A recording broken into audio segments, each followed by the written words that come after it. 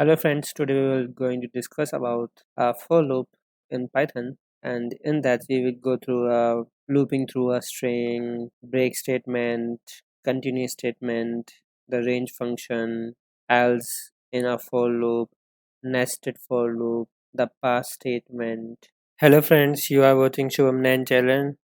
Subscribe my channel and to see all upcoming updates in my video, select this to get a notification, and if you like the video, hit the like button. What is a for loop? A for loop is used for iterate over a sequence, that is either a list, a tuple, or a dictionary, a set, or a string. This is less like the for keyword in other language like C, Java, and working more like a iterator method as found in other object-oriented programming language. With a for loop, we can execute a set of statements, once for each item in a list, tuple, set, or any.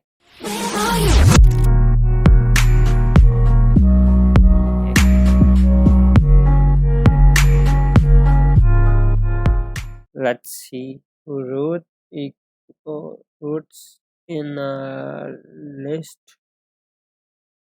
apple,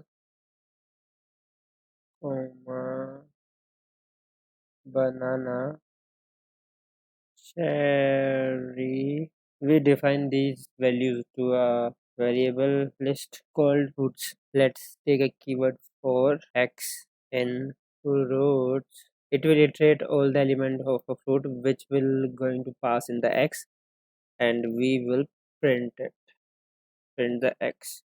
Now it will print all the elements that are present in the fruit. This is how we iterate through a list, as same we can do in tuple, set, and dictionary. Now let's take example of looping through a string. Each string are iterable object. They contain a sequence of character for x in banana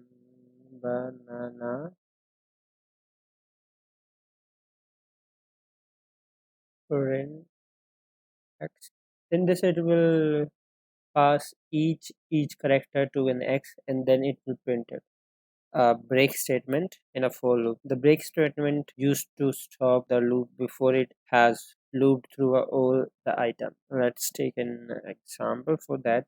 For x in roots colon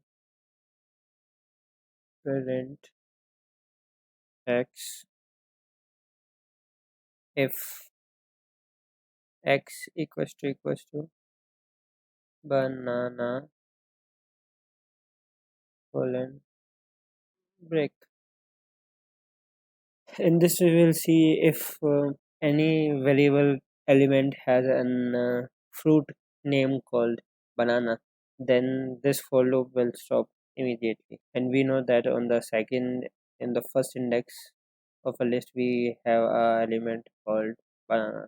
See, so it doesn't go to the third element. And if you do not want this banana also, then you can pass this print statement after the if condition. Now we will print apple only. Now moving on to the next, let's see what is a continue statement in a for loop. For x in roots, if x equal to banana, continue print x. In this it will pass, first it will acquire very from a list of fruit, it will take an apple, then it will check if apple equal to 1. No, then it will not go into the if statement, it will print apple. Then x equals to banana, x equals to banana, it will check yes it's true, then it will continue, so it will not print the x. After that, the third element cherry equal to banana, false, and it will print the cherry. So it will not print only banana, rest all the elements will be printed. Now there is a function in the for loop which is widely used in the data science, and in most of the cases we use that. It's very helpful function, that is range. A for loop is a set of code a specified number of times. We can use the range function, return a sequence of a number starting from 0 by default and increment by 1 by default, and at a specific number which you will pass through it. Let's take an example. For x in range 6, print x. So it will iterate from 0 index to the index. So 0, it prints 0, 1, 2, 3, 4, 5, 6. And if you want to pass a range, you can pass the range also. Let's start from 2 and end at 6. It will end at 6, means the last index will be on the fifth element.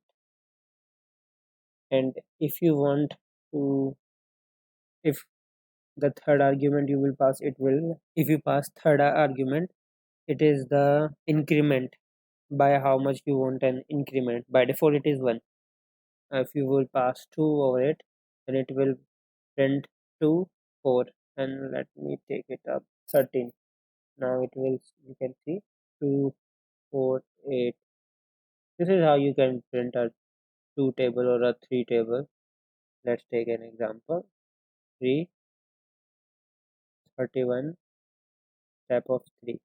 Now it will print complete 3 table. Moving on to the next, else in a for loop.